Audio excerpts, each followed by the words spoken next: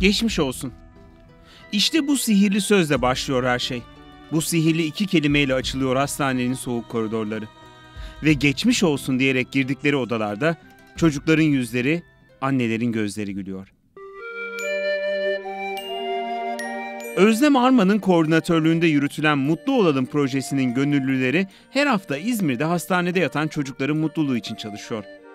Özlem Arman aslında bir dış ticaret uzmanı. Üniversite yıllarında animatör olarak çalıştıktan sonra profesyonel hayata geçince insanları mutlu etme yeteneğini gönüllü bir organizasyon için kullanmak istemiş. Hastanede yatan çocukların yalnızlığını görünce de Mutlu Olalım projesini hayata geçirmeye başlamış. Birkaç tane kitap göstereyim sana. Sen de annenle beraber ya da annen sana okuyabilir. Resimlerine bak sen. Mutlu Olalım projesi gönüllüleri 13 yıldır aralıksız olarak her hafta İzmir Doktor Behçet Uz Çocuk Hastalıkları Hastanesi'ni ve Ege Üniversitesi Çocuk Hastanesi'ni ziyaret ediyorlar. Ve her ziyarette çocukların kalplerini iyileştiriyorlar.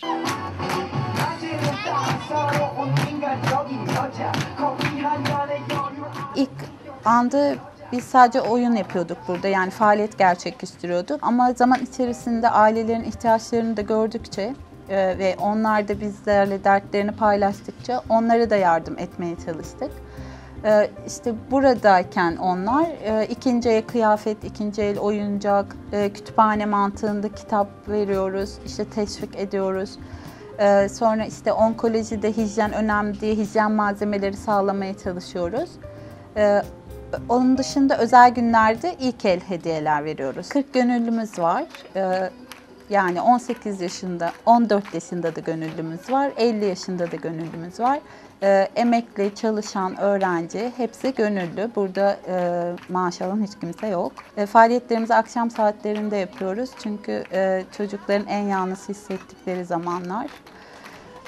Sonra çocuklarımızı burada moral verip işte hastanede geçen çocukluklarını yaşatmaya çalışıyoruz.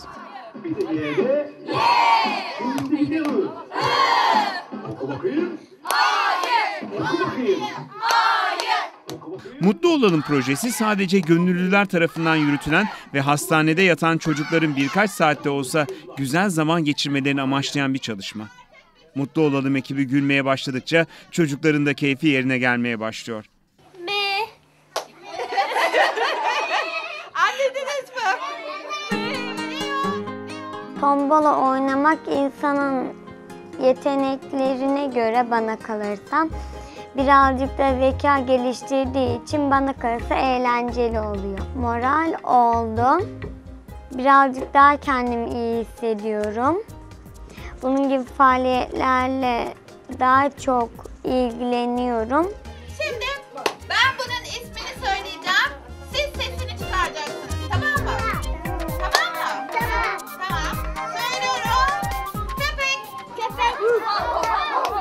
Ben bu işe ilk başladığımda zaten bunun yapılıyor olduğunu düşünmüştüm. Sonra oradaki hastanedeki çocuklara sorduğumda senden başka kimse gelmiyor abla dediler. Hasta bir çocuğun yüzü güldüğünde yaptığım işin ne işe yaradığını gerçekten görüyorum.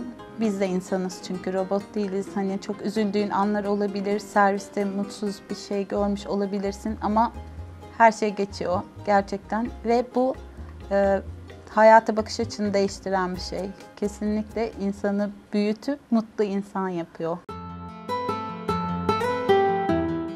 Özlem Arman ve arkadaşları 13 yıl boyunca yaklaşık 40.000 çocuğun hastanede yatarken biraz olsun mutlu olması için çalıştılar. Bir oyunla, bir oyuncakla, bir kitapla çocukların küçük kalplerini güldürürken onlar da kocaman bir fark yarattılar.